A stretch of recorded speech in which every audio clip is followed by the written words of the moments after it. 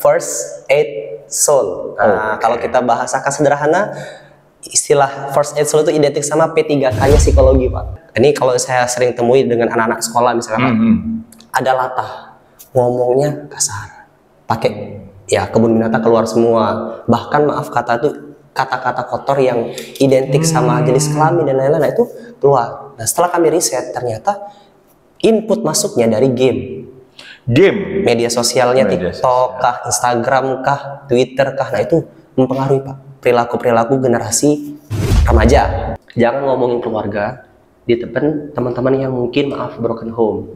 Jangan ngomongin harta di depan teman-teman kamu yang belum kerja, ya maaf masih nganggur. Jangan ngomongin tentang kesehatan di depan teman-teman kalian yang lagi sakit. Jadi sesederhana itu, Pak. Kalau bisa sosial media itu dibatasi.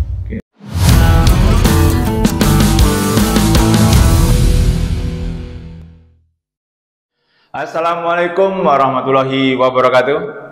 Salam sejahtera untuk kita semua. Ketemu lagi dengan saya Surono di podcast Ruang Tamu Rumah Kebaikan.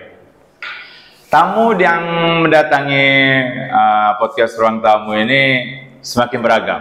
Dan kali ini saya kedatangan langsung ini sahabat, kawan diskusi. Tapi datang ke sini membawa satu misi lah. Ya, kita sapa langsung founder dari FAS Psikologi, Alif Kurnia Triatmojo. Assalamualaikum. Waalaikumsalam. Sehat, Alif? Alhamdulillah. Walaupun ini gendeng suaranya, Pak. Iya, ya. Kayaknya agak flu nih. Ya, betul. Saya manggilnya Bung Alif aja ya. Oke, siap. Ya, tapi kayaknya walaupun flu tetap puasa lancar ya? Tetap puasa lancar. Lancar, alhamdulillah. Kewajibannya. Keharusan, Pak. Bung Alif, kita akan ngobrol tentang FAS Psikologi. Ya. Oke, ini katanya satu organisasi nirlaba yang bergerak di suatu bidang yaitu tentang psikologi. Ya. Bisa dong jelaskan sedikit? Oke, baik. Terima kasih Pak Sur. Sebelumnya terima kasih Rumah Kebaikan Nusantara chapter Palembang ya Pak ya. Iya, Sumsel.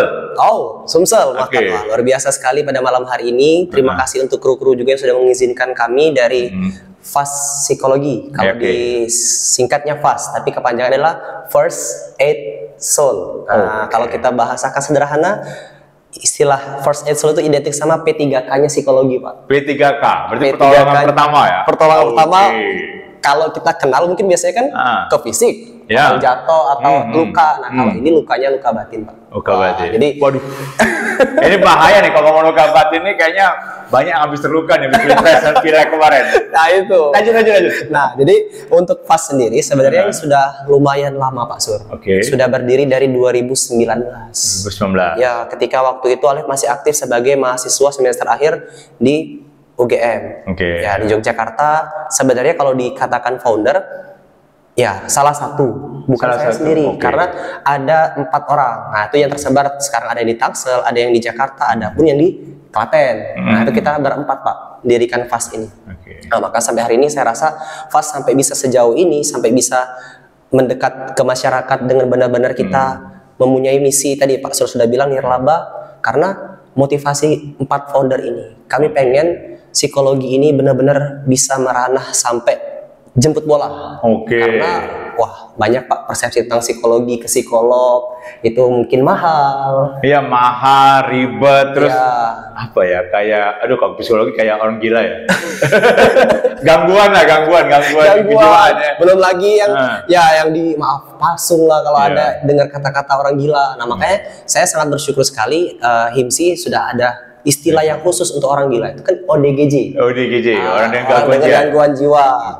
Nah, maka sebenarnya FAS Psikologi tadi punya motivasi gimana caranya kita benar-benar merangkul masyarakat. Tapi sebelum ngobrol lebih jauh, kita ngopi dulu. Ini kopi APS Kana. Nah, ini yang sering mengirimi kopi ke tempat kami nih. Di depan juga ada wedang ini. Ini UMKM ya? UMKM ini baru Alif garap 20 Juni 2022 kemarin. Udah 2 tahun. Bolehlah jadi sponsor kami juga nanti karena UMKM, karena Rumah Kebaikan Nusantara juga selalu bekerja sama dengan UMKM. Siap, Pak. Yuk kita ngobrol lagi soal psikologi nih. Ini sasarannya lebih ke remaja atau umum, atau ada apa ya, objek-objek tertentu. Nah, kalau misalnya kita membahas segmennya kemana segmennya kemana, kita bisa mungkin kategorikan dengan istilah generasi, Pak. Nah, kalau sekarang ini saya ngamatin, ini juga kan kita sebagai tenaga pendidik, Pak ya, generasi sekarang ini kelahiran 2020, 2010-an itu disebut generasi alfa. Nah, yang sudah lahir sampai melek dengan sosial media. Nah, kami memang membantu di generasi alfa ini yang umurnya masih belasan, tapi yang banyak kami bantu adalah generasi Z, generasi X kelahiran 2000-an, 1990-an sama 1980-an. Jadi range usianya usia produktif, mulai dari usia 16 tahun sampai 35. Kenapa lebih memfokuskan ke generasi? Ya, karena memang di usia-usia itu kalau ada istilah mungkin ya, tapi saya tidak sepenuhnya sepakat juga. Ada istilah quarter life crisis. Seperempat kondisi orang-orang dengan usia 25, 20-an. Nah, itu kan ada pergolakan batin. Dia juga mencari identitasnya, mau kemana, tujuannya mau apa, dia mau memberikan kontribusi apa pada masyarakat. Itu banyak riset mengatakan bahwa di usia-usia 20-an itu, Pak, teman-teman bahkan ada yang belum tahu. Ini jurusan yang saya pilih di kampus, bener nggak nih sesuai dengan... kita juga mendampingi sampai hal-hal itu? Ya, itu salah satu kajian kita, yaitu tentang karir. Tapi kalau karir itu kita masuk ke layer 3. Yang paling benar-benar kita jadikan prioritas adalah isu pribadi. Apa itu contohnya tuh? Isu pribadi itu ya tentang regulasi emosi, tentang memaafkan tentang masa lalu, inner child kalau istilah-istilah psikologinya. Jadi bagaimana seseorang itu bisa berdamai dengan apa yang pernah dia alami di masa kecilnya. Ini dari 2019 sampai sekarang pernah mengalami kasus-kasus khusus tidak sih? Itu bahkan kalau mau dibilang naik turunnya, Pak ya, siklusnya, ini lebih terasa di tahun 2024 ini. Kenapa nih? Memang tidak mudah, Pak, ketika teknologi, media, karena kami ngamatin semakin kesini, semakin kesana. Gini. Teknologi mempengaruhi ya? Sangat mempengaruhi perilaku. Kan psikologi ini kan ngebahasnya nggak jauh-jauh dari pikiran, perasaan, perilaku. Itu kan kalau mau ingat tentang psikologi itu bahas apa? Apa yang kita pikirkan, apa yang kita rasakan, ya kita melakukan. Uniknya kadang anak-anak zaman sekarang melakukan tindakan tapi tidak sadar.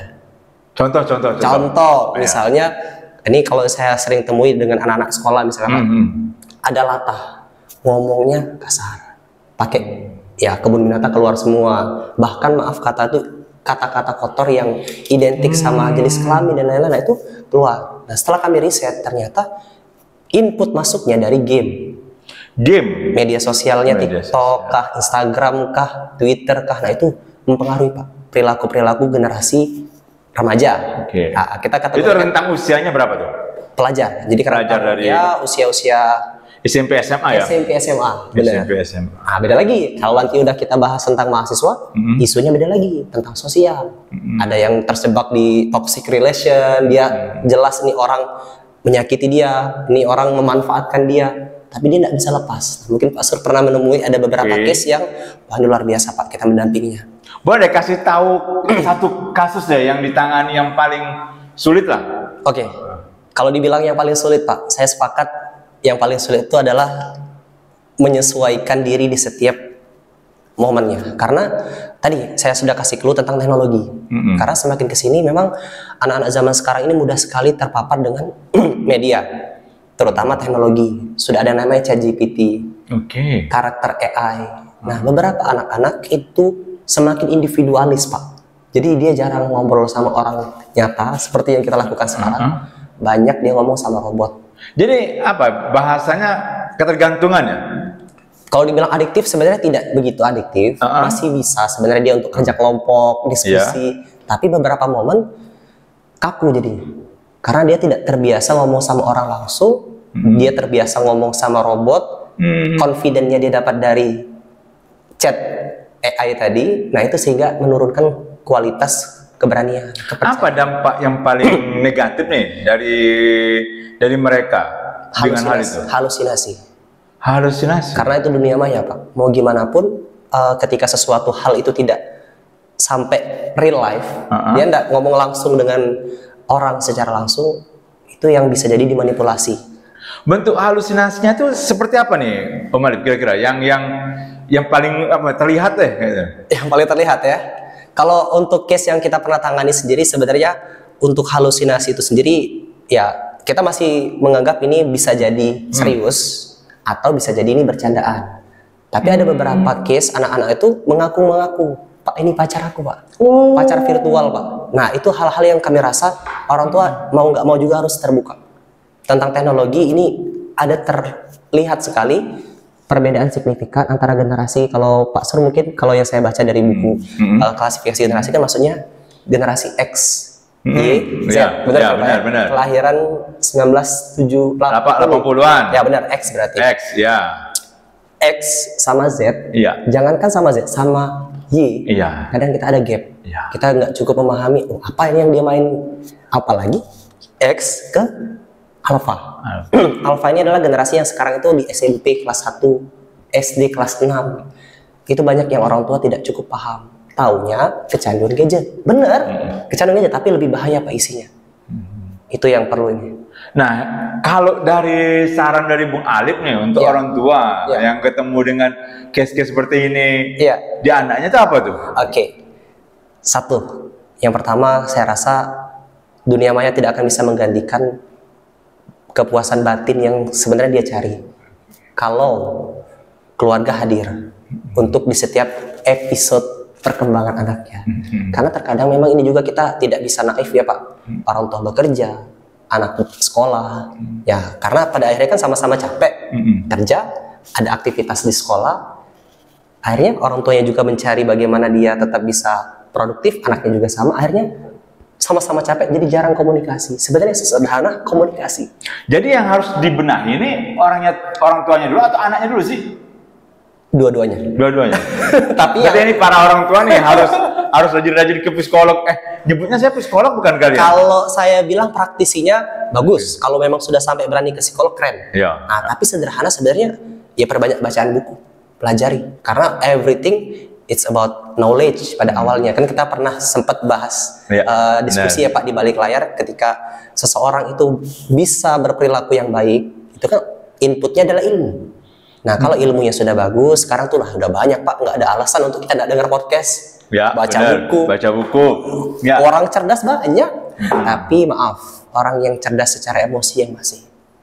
Berarti cerdas emosi nih pengunjung ruang tamu ya, kita bahas kecerdasan emosi. Ya. Tapi kan media sosial, internet kan membantu anak-anak juga dalam hal yang banyak juga yang positif lah. Betul lah. Asalkan tadi, ibaratnya kalau di jalan lalu lintas lah, ada lampu marka, ada tracknya yang boleh motong dan nggak boleh motong, jadi harus ada peraturan. Nah kadang, maaf kata itu, beberapa kejadian yang saya temui, orang tua tidak cukup memberikan bekal yang cukup tentang batas-batas. Ini kalau ada orang yang mau menghubungi ke psikologi ini bagaimana nih? Ya kita sampai sekarang ini terus masif Pak, kita bergerak dari tempat working space di Palembang ini lumayan banyak Pak ya, kalau untuk khususnya Palembang. Tapi kalau untuk di luar, kita selalu berusaha untuk update di Instagram, buat story kita. Jadi kita tuh punya misi bersama bahwa psikologi itu ramah, sahabat untuk siapapun, baik yang ada materi, yang tidak ada materi. Karena pada akhirnya kita semua punya hak untuk sehat mental. Nah makanya kalau saya bilang mau di mana carinya, ya cari aja di Instagram First Aid Soul. Sebelum ngopi nih, ini jujur ini gratis atau gimana nih? Oke. Ketika mereka nanti habis dari sini mungkin ada yang mau datang loh. Oke. Kalau tadi Pak Sur sempat bilang nirlaba, benar, itu motivasi dan itu visi kita. Mudah-mudahan selalu on the track Pak ya. Amin. Ya. Allah. Kita ada 3 prinsip, namanya 3 N. N yang pertama itu normal, yang kedua nego, yang ketiga nirlaba tadi. Sebenarnya kalau mau dibilang ada apa ya Pak, revenue stream, penghasilan dari mana? Penghasilan Fest juga bisa dapat dari training. Kita juga mengadakan training-training mental health atau berupa support emotion. Jadi buat lingkaran, kita buat duduk bareng, kita diskusi, kita sharing tentang edukasi kesehatan mental. Nah, kita biasanya ada HTM, asalkan mereka sanggup. Tapi kalau misalnya kita mereka nggak sanggup, ini normal nih, kita kasih budget misalnya 100.000 untuk ikut. Kita ada opsi yang kedua, Pak, aku nggak sanggup nih misalnya, sanggupnya adanya cuma segini, 50.000, silakan. Ada pelajar ujuk-ujuk datang, Kak mau main ikut, nggak tahu, nggak punya uang, nggak dikasih ibu orang tua uang, ya udah. Yang ketiga nirlaba, cuma-cuma silakan. Jadi kalau bisa kita saling menutupi Pak. Mereka yang punya materi, nanti uang ini sebenarnya digunakan juga bukan untuk FAS, tapi untuk kita rekomendasi klien yang kita dapatkan dari FAS ini kalau misalnya sudah masalah berat ke psikolog. Oh, jadi ngerti-ngerti. Jadi menampung dulu sebanyak-banyaknya, mencari, nah, nanti baru kita sumber dananya, nanti itu bisa langsung ke psikolog. Beberapa case yang berat. Ini kan biasanya orang ini kan males ngobrol, ini kan pasti soal pribadi yang diobrolin. Betul. Karena kan males ini kan kadang, aduh, mengungkapi rahasia pribadi, hal-hal jelek, nanti kemana-mana rasanya. Ya. Kalian punya apa sih?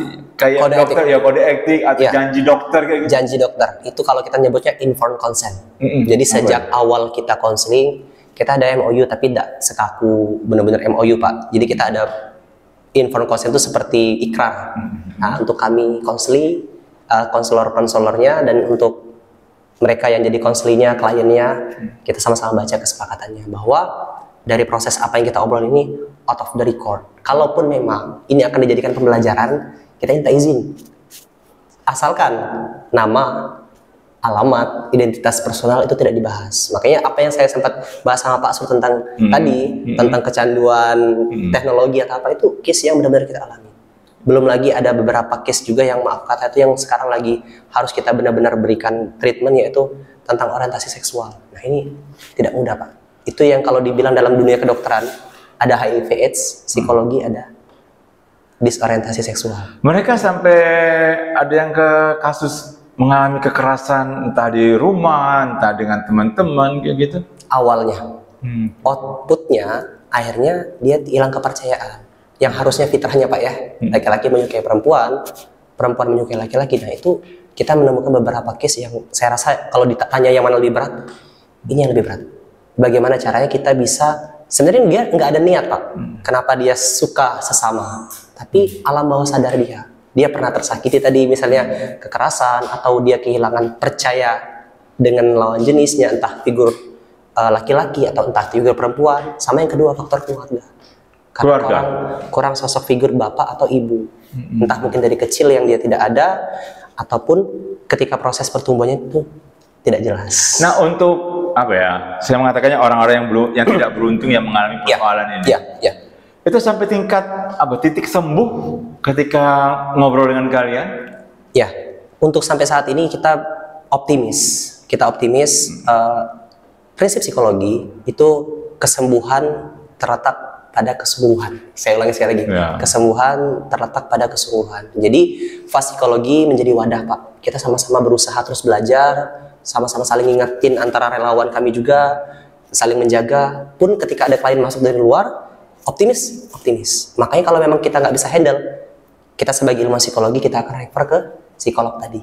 Solusi yang kalian tawarkan apa nih? Ketika sederhana tadi, karena ini kan P3K. Ketika ada orang jatuh di jalan, kita paham Pak, perlakuan tepat apa yang harus kita lakukan.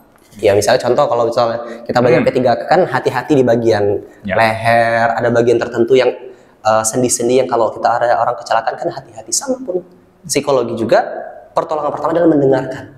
Nah makanya di sini ada salah satu programnya aktif mendengarkan, bukan mendengar, beda Pak. Mendengarkan. Nah kalau mendengar itu dia, kalau bahasa kami masuk kuping kanan, keluar kuping kanan. Mental itu. Berarti memang didengarkan, diajak ngobrol kayak gitu. Lebih kepada lebih banyak mendengarkan tanpa menilai. Karena banyak beberapa orang yang hilang percaya sama konselor karena belum apa-apa langsung dikasih judge penilaian. Kalian menyebut diri kalian ini apa? Konselor atau ilmuwan atau apa itu? Penggiat kesehatan. Penggiat kesehatan mental. Penggiat kesehatan mental. Harapan kami siapapun relawan di FAS hari ini dan kedepannya kita sama-sama giat belajar tentang kesehatan mental. Karena saya rasa nama yang kesehatan mental juga sangat dinamis. Sekarang ini pengunjung ruang tamu.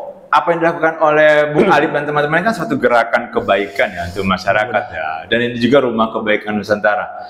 Misalnya nanti kita bersinergi, kita buat semacam apa lah ya, seminar kecil lah, diskusi ringan lah, yang kita datangkan beberapa teman-teman. Tapi jangan-jangan apa ya? Dalam arti saya ini masih, kalau kemarin ketika kan banyak identik nih habis pileg, banyak orang gila, gangguan. Pernah nemu kasus kayak gitu nggak? Banyak itu kami di grup ada kompakan Pak. Kita karena kan generasi Z, generasi milenial ya, kita mainnya sosial media, scrolling, kita punya kesepakatan kalau ada informasi yang berkaitan tentang kesehatan mental, maaf, entah itu suicide, entah itu ada orang yang membuli, tawuran, termasuk maaf ada bakal calon atau calon yang tidak jadi, yang di depan kantornya ngaku-ngaku pagi ini saya pakai seragam tapi tidak bisa masuk karena masih digembok. Kita satu grup itu kita kompak repost. Tapi repostnya cuma di internal, itu akan kita jadi bahasan. Oh ternyata psikologi memang sampai ke sini itu penting sekali. Ini biasanya kalau menemui kasus-kasus seperti itu, kalian kerjasamanya dengan psikolog tertentu atau rumah sakit langsung? Sementara ini baru ke psikolog tertentu. Tapi harapannya ke depan mudah-mudahan Pak ya, dengan HIMSI di Palembang maupun dengan psikolog, biro. Nah kalau biro sama psikolog sudah Pak. Yang belum itu lebih aktif ke HIMSI sama rumah sakit. HIMSI itu himpunan psikologi Indonesia. Jadi itu lulusan psikologi yang terjaring dalam satu organisasi. Yang biasanya diobroli oleh kalian untuk solusi-solusi media sosial ini apa sih? Lebih kepada keluarga, pendekatan keluarga, atau anaknya untuk dihilangkan dengan media sosial, dijarangkan atau gimana?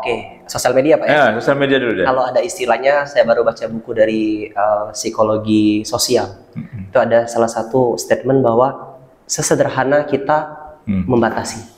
Karena psikologi sosial itu mengajarkan bahwa ternyata juga kita perlu istirahat dari sosial. Nah, makanya ada istilah detox dopamin. Kita nggak bisa naif Pak, seneng scrolling. Itu menjadi satu hiburan sekarang daripada nonton layar yang besar. Saya coba sama teman-teman survei, kamu berapa jam nonton TV belakang ini? Jarang. Yang adanya adalah scrolling. Scrolling itu perilaku generasi sekarang Pak. Nah, scrolling itulah malah justru yang membuat mereka overthinking, membandingkan dirinya, oh kenapa aku tidak bisa sesukses dia? Flexing lah istilah kita sekarang, kan ada orang-orang yang sengaja mungkin untuk pamer, tapi ada juga orang yang benar-benar itu menjadi suatu lifestyle dia. Tapi kalau boleh saya bilang, kalau pengen upload sesuatu, jangan upload sesuatu yang sekiranya bisa memantik keresahan orang. Contoh, misalnya kita hari ini beli kendaraan baru. Coba dibayangin, dipikirin dulu deh. Kalau kita foto, kita upload, ada nggak yang sirik? Nah, hal sederhana seperti itu saya rasa perlu kita pertimbangkan. Karena kalau saya pribadi sering ngomong sama teman-teman, jangan ngomongin keluarga di depan teman-teman yang mungkin maaf broken home. Jangan ngomongin harta di depan teman-teman kamu yang belum kerja, ya maaf masih nganggur. Jangan ngomongin tentang kesehatan di depan teman-teman kalian yang lagi sakit. Jadi sesederhana itu Pak. Kalau bisa sosial media itu dibatasi. Tapi bisa tidak? Remaja terutama ya, remaja diberi arahan untuk puasa media sosial. Bisa. Caranya? Itu malah justru perlakuan yang saya bilang itu elegan. Psikolog ketika di tahapan tertentu sudah mengindikasikan remaja ini depresi Pak, psikolognya tegas, kamu stop sosial media. Bisa, puasa. Tadi saya bilang puasa dalam istilah psikologi tadi adalah detox dopamin sosial media. Berarti selama beberapa hari atau beberapa waktu tidak menggunakan media sosial? Lock out, ya. Bahkan kalau misalnya ada benar-benar beberapa case yang sangat dalam depresinya, dia harus uninstall aplikasi. Seberapa persen mengganggunya media sosial terhadap kehidupannya? 50-50. Ketika orang itu punya mental yang kuat, kapasitas yang kuat, dia bisa memilah Pak, aman. Tapi kan kadang generasi anak-anak remaja sekarang belum bisa membedakan yang mana yang kadang kan kalau bahasa Jawanya wang sinawang. Apa yang kita lihat kadang tidak seindah nyatanya. Wah, sosial media nggak ada orang mau upload kesedihan. Iya, benar. Itu bahagiaan semua. Nah, itu yang tadi saya bilang. Karena kita ngelihat kebahagiaan, akhirnya kita membandingkan diri. Oh ya, kenapa aku tidak sebahagia dia? Padahal realitanya bisa jadi dia sedih. Nah, makanya itu yang lumayan toksik di sosial media ketika kita tidak punya, kalau bahasa psikologinya self-regulasi, ngerem. Berarti apa ya? Dalam artian boleh mengupload tapi harus tetap dengan koridor tentu. Ya, itu kita sebagai pemain sosial media. kalau misalnya kita pengen upload sesuatu, coba pertimbangkan dulu. Kira-kira ada nggak orang yang akan terganggu dengan apa yang kita upload? Apalagi itu berkaitan sama materi. Wah, ini zaman sekarang itu mudah sekali, Pak. Oke. Waduh, ini pengunjung ruang tamu sebenarnya ini masih banyak yang mau dibicarakan. Tapi nanti kita akan datangkan lagi Bung Alif ke sini, kita ngobrol lebih cemented lah, dalam artian kita akan ngobrol soal psikologi lah, soal tentang bagaimana terutama ke remaja lah, karena mereka generasi muda yang harus kita lindungi bersama, karena kita lebih dewasa, mungkin kita dikaruniakan lebih lebih dalam hal wawasan, sehingga kita punya kewajiban juga untuk memberikan wejangan ke mereka. Ya, betul Pak Sor, itu kesyukuran saya karena saya punya komitmen, Tuhan kasih saya kesempatan kuliah di UGM itu bukan suatu hal yang sederhana. UGM menurut saya harus punya dampak. Psikologi yang saya pelajari di UGM harus punya dampak. Itu aja, Pak. Baik, Bung Alif, terima kasih banyak udah datang ke sini, dan pastinya terima kasih untuk Kopi AP dan untuk UMKM-nya. Wedang apa nih, Dit? Wedang Premium. Wedang Premium, semoga jalan terus dan semoga juga nanti sering-sering ke sini untuk membantu kami dalam hal podcast, dan kami juga akan bantu mempromosikan. Siap. Sukses terus pas psikologinya, dan semoga teman-teman juga tetap bersemangat untuk selalu memberikan yang terbaik kepada masyarakat. Sahabat dan pengunjung dari ruang tamu Rumah Kebaikan, ingatlah, ayo kita sama-sama terus melakukan gerakan kebaikan, karena manusia pada dasarnya baik dan kita harus sama-sama berbuat baik. Saya tutup. Wassalamualaikum warahmatullahi wabarakatuh. Salam sejahtera untuk kita semua. Terima kasih.